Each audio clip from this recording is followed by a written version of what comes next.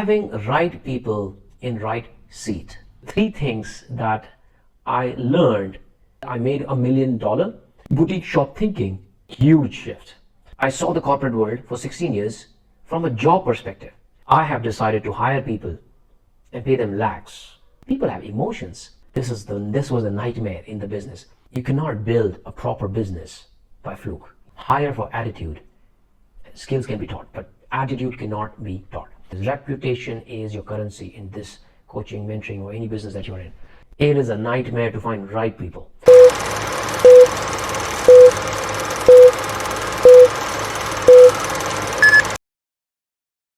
This year, 2020, I've had tremendous success in terms of my business, a lot of breakthroughs, and I was able to cross first $1 million in the revenue this year.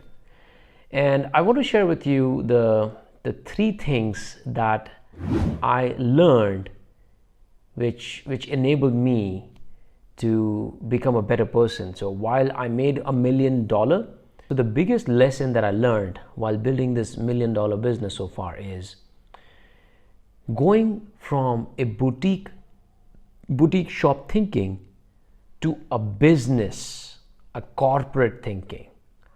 This was a huge shift. And as soon as I had this huge shift, I started seeing the world differently.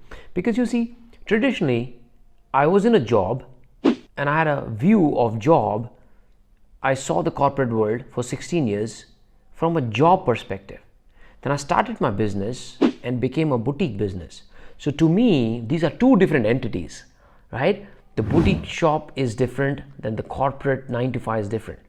But I forgot that this boutique shop is growing and growing and growing, and now it's all connecting. I'm connecting the dots because I know how the corporates are structured. The team structures, the payroll structures, and hiring structures, and I've hired so many people, interview structures and induction process, so many things. But the problem is the distance between this place is not few inches, is not 5-6 inch. It's a huge, if it goes here in your brain, if you can't connect the dot, it is a big blunder. So this is the big shift that I learned. So if you are thinking of starting a business, or if you already started a business, man, watch out. The biggest challenge that your business has is nothing else but yourself. You are the biggest hurdle of your own life. So this is the big realization that I had, the first realization. The second realization that I had is having right people in right seat. You see, recently I've partnered with my mentor, Sifu Dan Lok, and it has been about month and a half. We had like about 4 to 6, maybe around 4, maybe a month. It's been last month that he's become our partner, and I'm so happy that I'm learning a lot of lessons from Dragon 100, from Sifu, from his private every weekly call that we have. He said this: you need to have right people in right seats. So intellectually I know it, but when it comes to execution, we usually ignore or we actually forget to implement it. So off late we had some issue where one of the team member who was dropping the ball in terms of customer service, and it's not that person's fault because that person is just new, right? Coming on board, never worked in corporate, could be overwhelming with studies and all those things. So understood. But then it made me realize that the cost of opportunity, the cost that we are losing time by not having right people in right seats. She might be great, but maybe for a different seat, not for this seat. So this is the big realization. Having the right people in right seat is big thing. And after that, I have decided to hire people and pay them lakhs. Okay, the big shift that happened when I hired one of the team member, Bronze, from Hong Kong, the first international person in my team. Paying lakhs was the big shift, because when I was looking to hire that person, here's what was going in my head. I don't know if you experienced this. Here's what it goes in my head. Man, I have to pay lakhs to this person. The cost. But then later, within just 1 or 2 months, I realized that I was thinking wrong. I made a decision, took a leap of faith, But I realized how important this investment was, having the right people in the right seat, is because when I'm paying lakhs, it's not the cost that I should look at.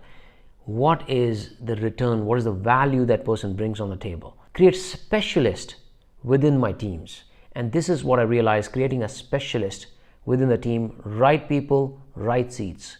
For this, I need to fine tune the roles. This was the nightmare in the business. Having the right KRAs and KPIs, right? Key performance indicators and key responsibility areas for each individual. It was difficult. I had a lot of tough conversation with some of my team members. Last week I said, hey, what is happening? You guys are dropping the ball. Not that I was angry and shouting at them. Probably I shouted at Sham. And he was like, oh, I know. Okay, he's a sweet guy. So knowing the right people, right seat, okay, it's very crucial that I learned and I implemented this. The third lesson that I learned is, if you want to go from a boutique shop to becoming an empire, you need to focus on one single most aspect as a leader, as a visionary, is leadership. You cannot grow a business without growing leaders, because systems can grow, process can grow, but people are the most difficult to handle and manage. Because why? People have emotions, and it's obvious that when somebody has emotions, it'll be ups and downs. So the single most ability as a leader that we need to acquire is leadership skill. We need to understand how we find the right people, right? There's the three things which I think I recall correctly from one of the videos I saw was, your job as a leader when you reach a certain point, when you're not a solopreneur, when you have a boutique team, when you want to go from a solopreneur to a boutique team to an empire builder or becoming a tycoon or whatever, build business, actual real business, you need to hire leaders. You need to groom and polish the leaders. And then 3 is you need to retain the leaders. That's all you need to do. If you can hire the right people in the right seat and you can groom the leaders, they will take care of your business. So I think these are the 3 important lessons that I learned when I look back in last few months. Making $1 million is good, but look, it comes at a lot of lessons, and this comes with a lot of complication, a lot of challenges as well. Everybody goes through a challenge, whether you're an individual, freelancer, solopreneur, passionpreneur, or a business owner. We're looking to expand and looking at a lot of things. I thought communication, the public speaking, which is Speak with Confidence, would be the right campaign. So we started the webinar. We only got 50, 60 people joining, and out of that only 4 or 5 people joined, and Naz closed a couple of more people. So I had 6 people only. We went in losses of about 20,000 rupees, which is not a big deal, but you see, the lesson is anything that you start at the beginning, you will suck, you will not get the results. But stay tuned. I will keep sharing more videos, and I'll keep sharing my journey and how it is going, to see how this public speaking campaign has it improved, or you know what, if it is not going right, you know what, we will pivot and we'll do something else. But we will find a way to find the masses model with the recurring revenue, because we also want to impact more people, not just few people, and have a profound impact. So that campaign is one of the struggles that I had. Small hiccup. Then we worked on new campaign, new strategy. We refined. The second is hiring right people. Man, it is a nightmare to find right people.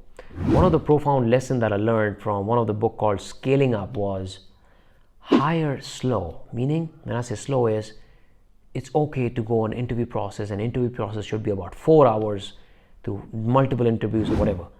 That was an eye-opener, because I was initially, all the 5 team members, you know how I found them? Through word of mouth. They reached out to me and said, hey, okay, fine, good, let's work together. They've all read my book or somewhere. Naz found me from LinkedIn, right? Sham, because he's my cousin, so he started working and helping me from the beginning, right? Bronze, because she was an HTC member and we connected and she added value to me, so I said, hey, would you want to work for me?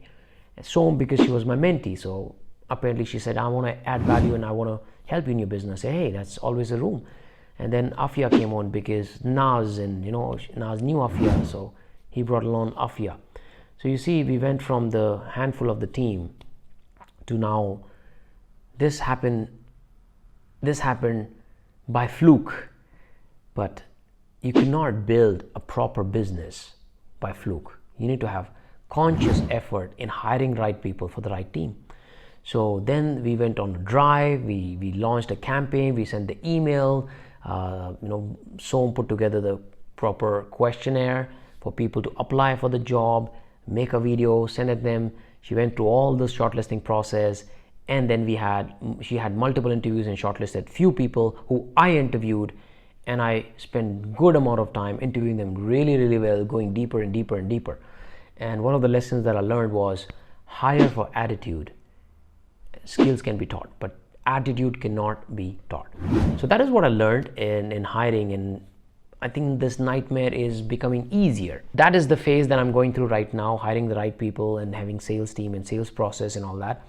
It's been chaotic because of lack of clarity. And this is the third thing which I think we struggled with and we're trying to solve it, is the communication gap. The way people are communicating with each other is difficult. So I had to come and step in, and confusion and chaos, and a lot of people got hurt and feeling offended by some words. So I had to step in and say, hey, stop. This is how we communicate. This is the way we do it. And it also part because I think we have young team, right? So youngsters not worked in corporate, so they lack a lot of formal business language and communication in a mature way, because coming from regular walks of life. So stepping in, setting some boundaries and sharing how you communicate, having more communication, frequent communication with each other, having more clarity of who's doing what are the works overlapping, and who's accountable for what. I think accountability also was a big deal. So communication gap, after that, accountability. Accountability, I think people are dropping the balls from time to time, here and there. So I think that also has improved a lot. Now we are having people the goals, and we will say, hey, what happened? We'll hold people accountable. That's a big shift we're doing in business. I was like, man, people know what they're supposed to do and they will do it. But I think I was wrong. People need to have accountability, without which nothing can progress. So we are putting accountability in this. We're putting together the legal team as well, because that also is one of the red flag, because we are in a business, we are very open in public, and anybody can come back and say, hey, I sign up for this and I do not get this, and whatever it is, people will come after you for funny reasons.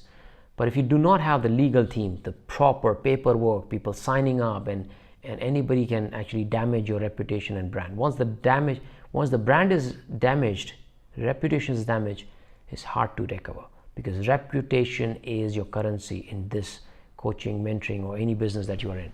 So I think legal team is good. So there you go. This is behind the scene of building a multi-million-dollar business and eventually building $1 billion business. This is Dave Gadhvi. Stay tuned for more. I'll continue to share behind the scene, and I'll continue to keep you updated on what is happening, what it takes to run a real business, and not just sharing my victories and my wins. I thought it is important for me to share the struggles and challenges which comes along with the money and the freedom and the happiness and the joy and the impact, right? These are all great, but there are struggles and challenges as well in every business. So I thought I'll share this with you, and hope there are some things that you learn from which you can implement in your business. Let me know in the comment box below what was your biggest aha moment or OMG moment or wow moment, okay? Because I'm recording this to see if this can add value to you. Thank you, and I will see you in the next video. Bye-bye.